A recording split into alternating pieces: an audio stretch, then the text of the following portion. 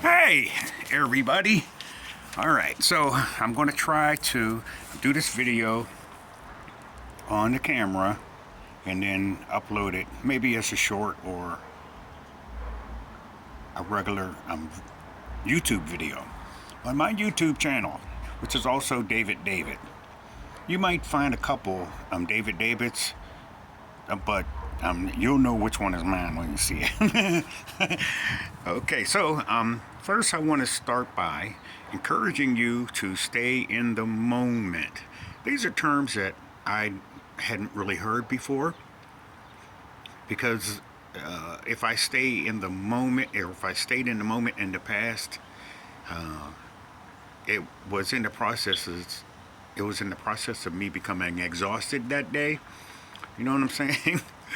But during this time, what we want you to do is learn how to stay in the moment, and learn how to do that by knocking off distractions. So for example, I listen to 432 hertz frequencies. Okay, now they can tell you whatever it is. Oh, that's of the devil and stuff like that there. Hey, they said the same thing about TV, and I bet you got one. You know what I'm saying? Okay, so anyway, I digress. Staying in the moment. One way I found that I can do that successfully is if I listen to 432 hertz. There are several frequencies that is recommended that I just don't, I'm not looking at them right now. Okay, so be present, kind of thing. And in this way, I want you to learn how to forget your past. I think that's Philippians 3:13, but I'll look that up not whenever I go in the room here. But right now I'm sitting on the porch because I want to get my vitamin K from the sun. I think that's what we're supposed to be getting, because it's a nice day. Yesterday was a winter. Today it's 51 degrees. You can't make this up. So anyway, dress warm, look out for yourself, and learn something new. The 432 hertz frequencies and stuff is not something that I learned at the church. And I do want to follow the leading and guiding of the, what you call the Holy Spirit, I call the Ruach Kadosh. And I'm thinking that that spirit is supposed to teach me great and wonderful things that I need to know. So I don't think it's going to rehearse some of the things I already know. I think it's going to be teaching me something new. It's going to be bumping me up. And in this point in my life, I'm just getting into the frequencies and hertz and stuff. Now, I've seen these kinds of things on, like if I'm watching the Science Channel or National Geographic or something like that there, where the guy, I guess he's a scientist or something, but he takes this little machine that's got a little silver plate on top of it, and he puts some sand on it or whatever. Now, this little plate gets vibrated at certain frequencies. And he'll turn it on low frequencies, and that sand gets vibrated to a certain pattern.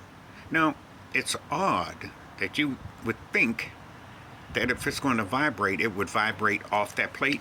It doesn't. That frequency focuses on a specific pattern. So I listen to the different frequencies and hertz and frequencies now, because of that one little example I have. So you can pretty much do the same thing.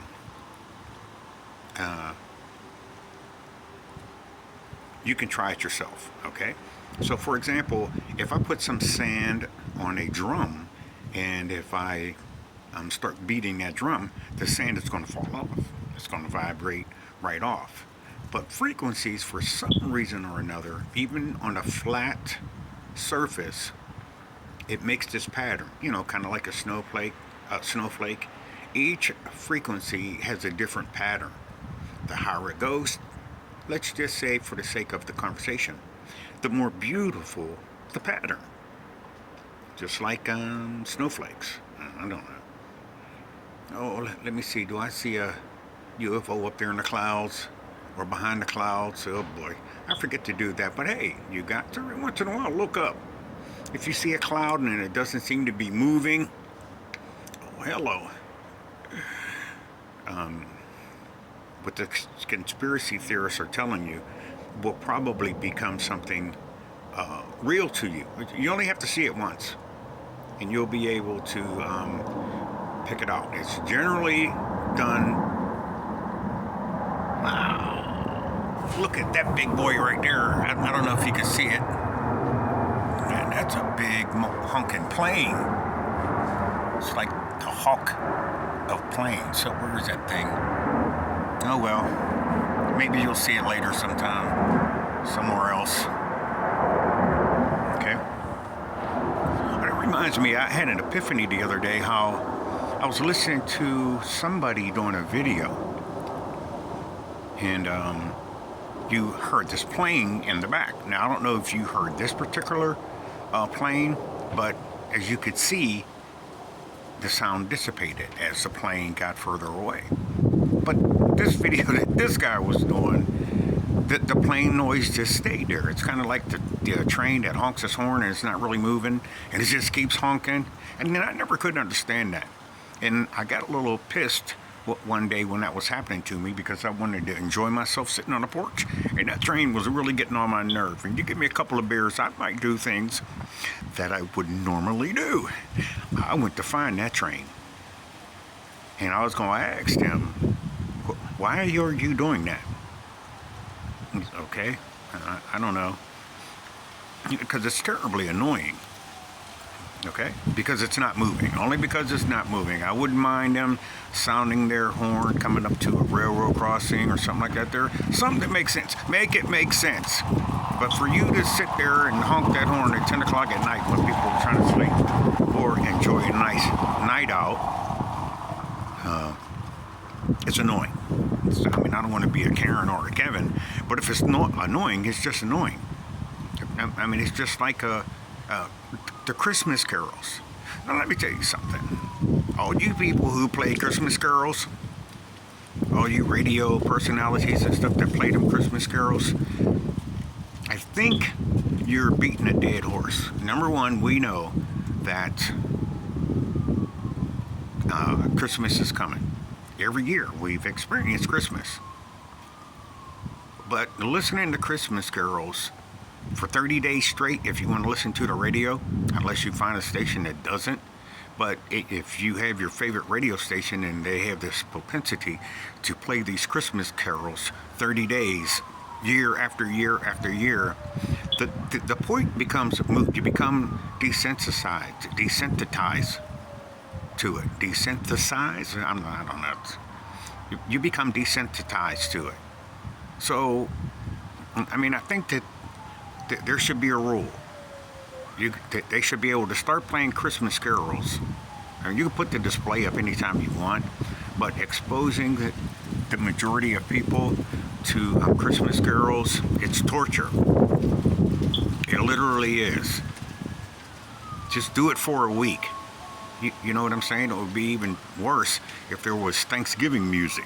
Holy moly, and then that's 60 days in a row. And then you got the Halloween music. Come on. You play the Halloween music on Halloween. You show the Halloween movies on Halloween night. Stuff like that there. You know, unless you want to go to the show or something like that there. Or you got Netflix or something. You could watch these type things. So anyway, I digress. I'm looking at this one particular cloud. It's got this, it got the prettiest blue spot in it. I always get in trouble when I try to turn the screen around. Alright, so I'm not going to fool with it. Okay. So, maybe if I turn around backwards, you'll be able to see it. For those of you you know, who know how to find stuff. It's the prettiest blue. If you look at the street pole, it's just above the telephone wires, going straight back, looking over the hill. Okay, so Philippians 3:13. So let's pick it up from there. I'm going to move inside now. Okay,